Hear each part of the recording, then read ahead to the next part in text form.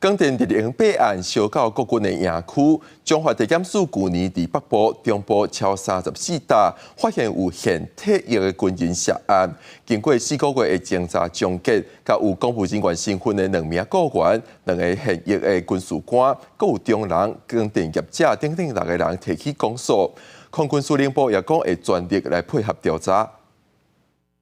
国军爆发第一件光电弊案，去年12月，中华地检署侦办空军第3联队野区光电标组贪渎案，27侦查终结，对现任的军事官、军职雇员、中人和光电业者等6个人，就涉嫌贪污治罪条例提起公诉。营区光电标注案绿能贪渎案件，经侦查终结，以行收贿及图利等罪嫌，对现任军事官及军职雇员、掮客及光电业者等6人提起公诉。检方表示讲，谢库和谢亚的中校退伍了后，登去做雇员，和现役谢陈的士官长谢带小校4个人办理营区光电标组案，认为讲这历练产业的利润是真高，想要利用职权和承办业务的机会，谢陈的中人做白手套，向谢黄的历练厂商收黑钱护航。4个人拢有公务人员的身份，拢总收不正利益差不多200万，佮接受查某陪酒和性交态13摆。其中涉案叶姓公务员等3人，